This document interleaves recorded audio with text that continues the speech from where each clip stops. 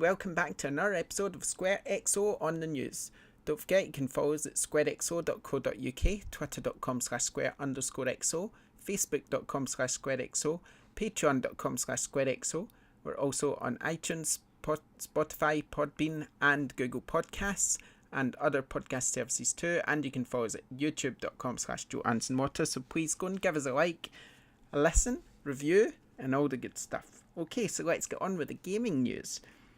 Today's gaming news, we're going to focus on Activision to begin with, who have revealed that a new Call of Duty by Infinity Ward will be out this year, as we expected obviously.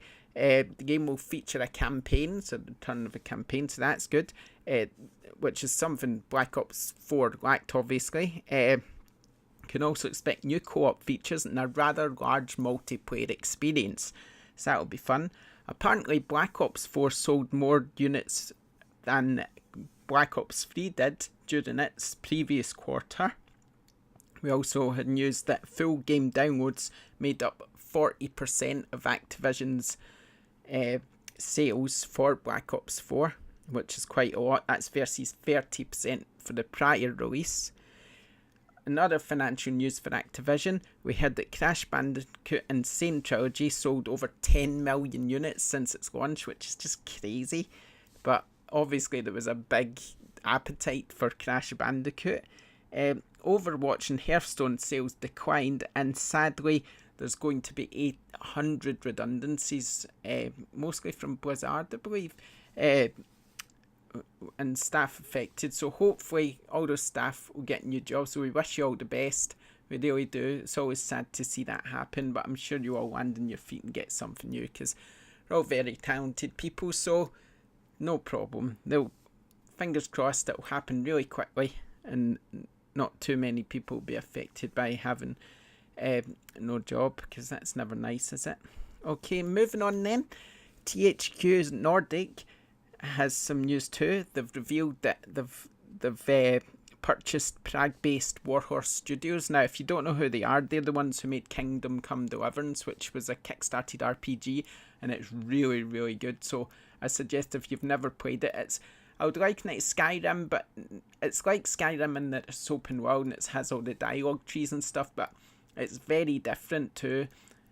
But it's excellent. It's an excellent game. So in my opinion, that's a very good acquisition from THQ. Very good indeed. Speaking of THQ, they've done really, really well.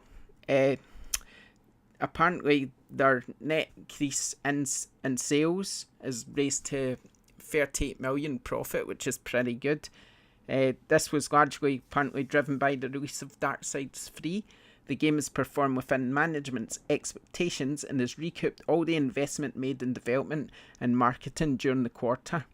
In 2019, several DLCs will also be released for the game, which they expect to give it a further boost. And they did say, which pleases me no end, that Darksiders remains one of the group's key IPs, which is great because I'm the biggest Darksiders fan ever. I love that game, so I'm absolutely chuffed that it seems like we're going to get more.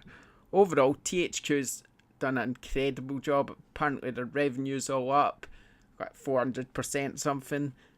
They're ticking along nicely. They're buying all these new studios. I think 70% it was of games release was their own IP or something. So they're going along nicely, THQ, so pleased to hear it. Other news, we've got quite a lot of different bits of news today. A few more things. The Division 2's open beta has been confirmed and dated now. Ubisoft announced that the beta will run from March 1st to March 4th on PC, PS4 and Xbox One. So that's quite good. If you haven't tried it, because obviously we had the closed beta before, so if you haven't tried it, you should definitely go and check it out, because actually I found it was quite a lot of fun, so I'm sure everyone will enjoy it really. Moving on again, and BioWare's Casey Hudson has said that the developer is definitely not done with Mass Effect. So we're going to get Mass Effect. Mass Effect Andromeda was quite disappointing. I'm sure everyone will agree with that. But I think it would be lovely to see more. But I'm sure the next game we'll get from them is Dragon Age, obviously, because it normally goes Dragon Age, Mass Effect, Dragon Age, Mass Effect. So hopefully we'll get Dragon Age, because I really like Dragon Age as well. So after that, though, it kind of sounds like we're going to get more Bioware. General Manager Casey Hudson said, "In my mind, Mass Effect is very much alive. I'm thinking about it all the time, and I think that it's great. It's just a matter of getting it back as soon as we can. So we're going to see more." So everybody's pleased, happy faces all around. And the last bit of news for today is that players eager to take the first step into the thrilling world of Pokemon Let's Go Pikachu and Eevee can download a free demo on the Nintendo Switch store.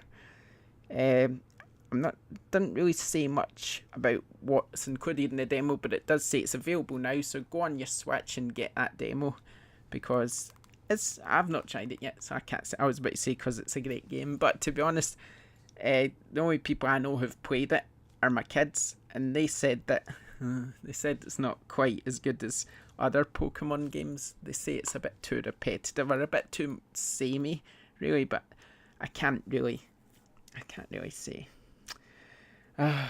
One last bit of news then. I've got one more.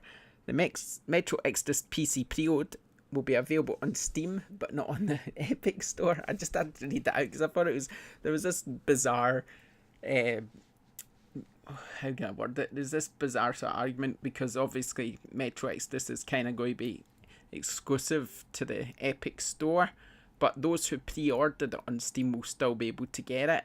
And now you're able to pre-order it in Steam, but not on the Epic Store, which just makes the whole thing even more bizarre, because it means the people on Steam who pre-ordered it can download it ahead of time, and the people who bought it in Epic Store can't. Although you won't be able to go and buy it in the Steam Store because it's exclusive to the Epic Store now, so it's all a bit of a mess really, that, isn't it? Oh dear indeed. Okay, so there we go. That's it. That's today's gaming news. No doubt there'll be more tomorrow. Check out the site for tons of reviews. I mean, I can't even think how many there are.